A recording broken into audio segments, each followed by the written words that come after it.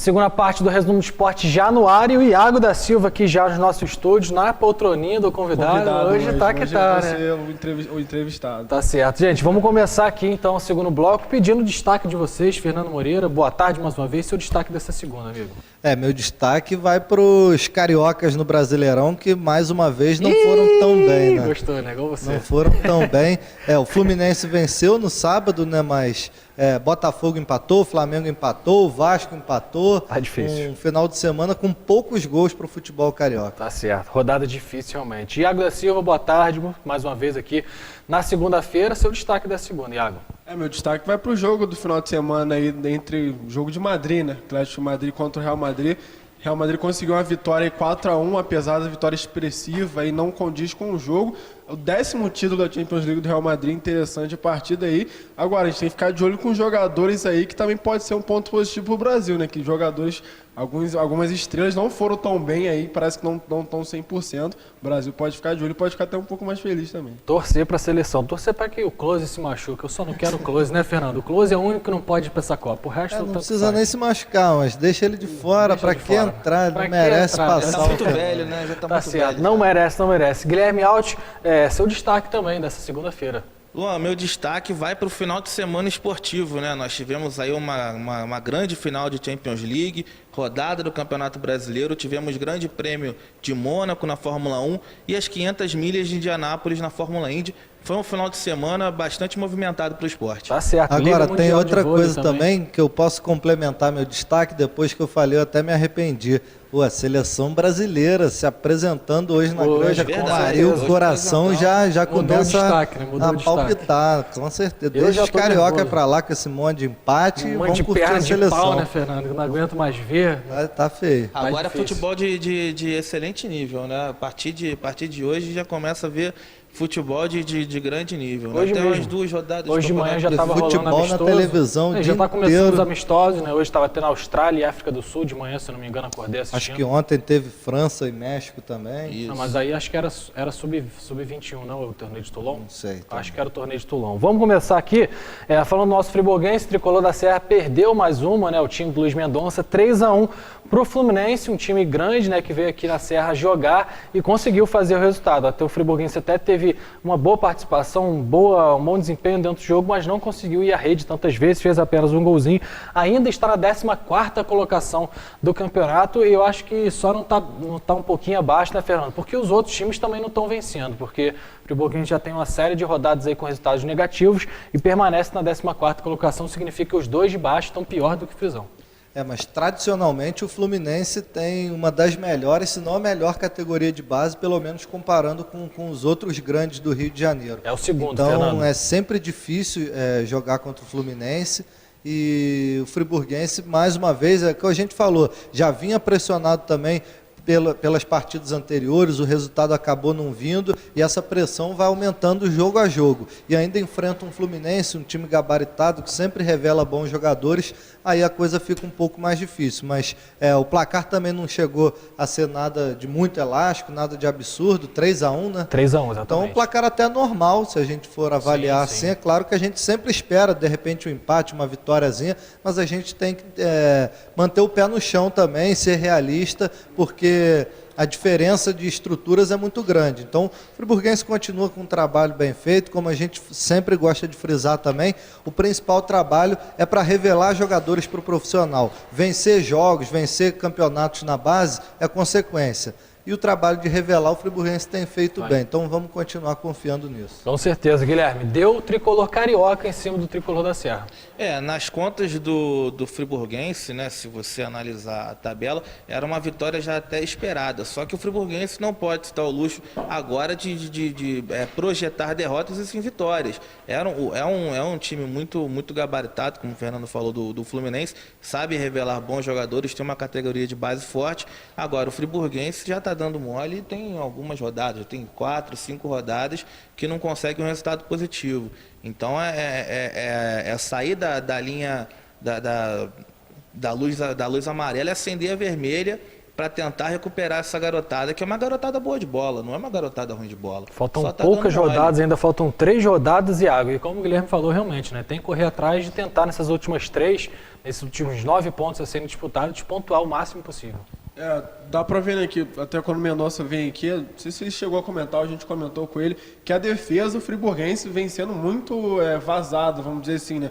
Perde os jogos e perde 3, 4 gols aí, empata 2-2, então é complicado. Parece que a defesa do friburguense que o Mendonça está tendo algum trabalho ali de mexer. Ele até chegou a falar, né, que tem 2 zagueiros bons, um até que vocês dois chegaram a destacar. Elogiou muito, E Bruno, Bruno, isso. exatamente, o outro que é o filho do Marcelo de Lima Henrique, né, que até acho que tem o mesmo nome, e o Mendonça falou que são zagueiros jovens, até o filho do árbitro aí é bem mais jovem, então parece que agora tá realmente entrando no time, então parece que essa zaga que é o ponto fraco do friburguense, mas é isso que tá todo mundo falando aqui, revelando os jogadores do friburguense saindo muito bem, agora tem que abrir o olho aí para tentar subir um pouquinho nessa tabela de classificação, que eu acho que corre risco de ter rebaixamento, não sei como Não, a funciona. gente chegou a perguntar isso ao Mendonça e o Juniores, ele acompanha o time São os profissional. mesmos times que estão na Série A. Exatamente, profissional. Que a gente chegou à conclusão que às vezes é até um pouco injusto. Que, por exemplo, se o Exatamente. Friburguense é campeão nos juniores e o profissional é rebaixado, Vai no ano disputar. seguinte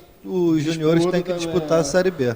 Realmente um pouco injusto. Vamos mudar de assunto, falar de Fórmula 1, aproveitar que o Guilherme está aqui, que ele gosta muito, né, Guilherme? Teve o Grande Prêmio de Mônaco nesse final de semana, Nico Rosberg venceu e assumiu a liderança na classificação geral com 122 pontos e o Hamilton ficou na segunda colocação e agora na segunda geral também com 118 pontos. O Ricardo, que está da RBR, ficou na terceira colocação nessa corrida e o Alonso, que é o terceiro na classificação geral, chegou em quarto, o máximo foi o sétimo, só dando detalhe aqui que na sexta-feira o nosso Fernando Moreira apostou que o Massa ia largar na 13ª colocação e largou na 16ª e disse que ele ia terminar em sexto e terminou em sétimo. O Fernando tá bom de palpite. Não mudou muita coisa, né? Só o Hamilton não ganhou, mas ficou chegou tudo em segundo, casa tá ali certo. com a... Você acompanhou esse Grande Prêmio de Mônaco, Guilherme? Como é que você viu? Eu vi partes dele, mas depois eu vi os melhores momentos. Além da vitória do Nico Rosberg, ainda teve uma polêmica envolvendo ele, o companheiro de equipe Hamilton, né? Os dois agora não se falam mais. Teve uma treta durante a corrida, acho que tinha algum acordo entre eles e um dos dois desrespeitou. Foi no treino de classificação que o Nico Rosberg estava na pole já, aí ele meio que fingiu um acidente para dar a bandeira amarela e o Hamilton teve que reduzir, ali não conseguiu chegar na pole na classificação. Foi isso. Assim. E aí agora os dois não se falam, o que lembra Alain Prost e Tá Senna, estremecida, né? Tá estremecida realmente. Exatamente. Dois pilotos de qualidade. Agora, o que dizer do Massa? Né? Quando tem um carro bom, ele não rende. Quando tem um carro mais ou menos, aí que ele não vai render mesmo. O palpite do Fernando foi até um pouco plausível, porque ele o que aconteceu esse ano. Porque quando o Massa termina a corrida, historicamente, ou ele termina em sexto ou ele termina em sétimo. Sempre, agora não se tem for muito como apostar, fugir uma dessas duas posições. Infelizmente aqui eu gosto, né, de Fórmula 1, vou persistir aqui no Resumo Esporte falando um pouquinho, tá, Fernando? Pela sua... Contra a minha vontade, contra que a sua isso vontade, fique claro. Que fique claro, então, contra a vontade do Fernando, falando rapidamente. Mudando de assunto, gente, para a gente encerrar aqui a segunda parte do Resumo do Esporte, teve a derrota também do Renan Barão, né, que é o detentor, era na verdade o detentor do cinturão dos pesos galos quase que eu falo do WSOF, do UFC. Já estou aqui torcendo para o Marlin chegar no UFC e conseguir novamente esse cinturão. Pode botar os melhores momentos, não teve muitos melhores momentos, na verdade, né, com relação ao Barão, que apanhou muito nessa luta, irreconhecível o Barão, como vocês já estão vendo aí, não parecia que era o Renan Barão realmente lutando, tomou muita pancada, apanhou muito, e não sei como é que não foi nocauteado com mais rapidez realmente. Vocês estão vendo o americano TJ Dillashaw, né? Dillashaw, na verdade, que agora é o detentor do cinturão dos pesos galos. Vocês estão vendo aí a derrota, o knockdown que ele tomou. Que pena ver o Barão perdendo, mas é o natural, acontece, né? No UFC os dois entram ali no octógono para ou apanhar ou bater.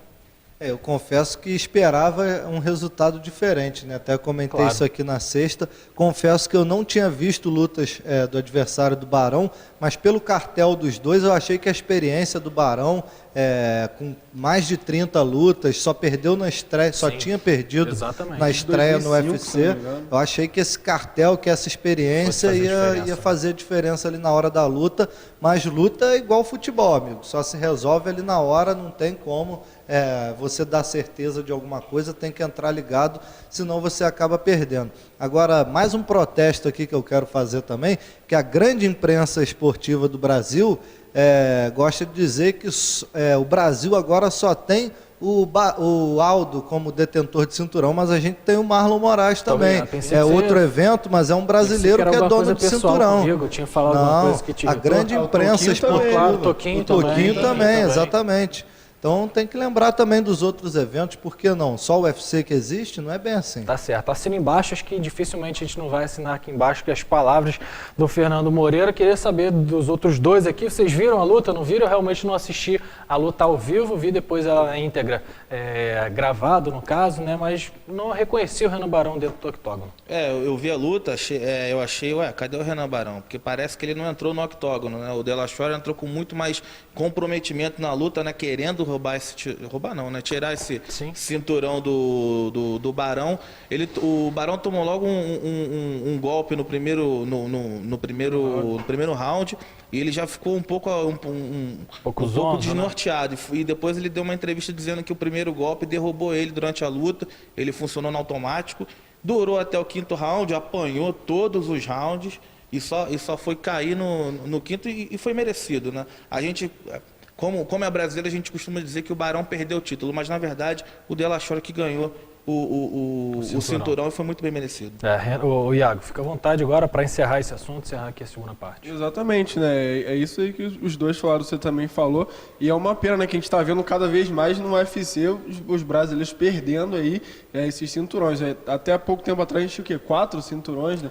Era o Cigano, Anderson Silva, o Barão e o próprio Aldo. Agora a gente só tem o Aldo no UFC e no WSF também tem outros aí. Será que essa mídia toda em torno deles tem pressionado de alguma forma? Porque os brasileiros sempre foram os principais aí ao lado dos americanos, dominou, né? Às vezes pode entrar já com aquela moral lá em cima, não rende tanto, né? Porque o knockdown que o Barão tomou no primeiro round ali, acho que praticamente ali já acabou a luta, né? Mas ele conseguiu segurar os 5 rounds. O Anderson Silva também com o Weidman, já é aquela questão de... Ele já é aquele formato de luta dele, mas ele acabou também perdendo o Cigano contra o Caim Velasquez, que realmente o Caim Velasquez é muito superior. Agora vamos ver o José Aldo, né? Se ele vai conseguir segurar esse cinturão pro Brasil. A gente também, assim como o René Barão, a gente esperava que ele segurasse um pouco mais, mas vamos ver essa próxima do José Aldo, quando que vai acontecer. Complicado. Deu uma travadinha aí, mas tá certo. Quando vai acontecer e se ele vai conseguir segurar esse cinturão também. A gente torce realmente, que pena ver o Renan Barão. Eu queria, na verdade, ver o Marlin enfrentando o Renan Barão. Eu tava torcendo por isso. Agora eu quero ver o Marlin contra o TJ lá. Eu quero ver o Marlin campeão do UFC. Junto com o Edson, com certeza. Vai chegar lá, vai chegar. Falta pouco, com certeza. Isso aí. Gente, segunda parte do No Esporte já chegando ao fim. Na volta a gente fala da Liga Mundial de Vôlei. 2 derrotas do Brasil que não aconteceu desde 2002 no mesmo final de semana. Daqui a pouco.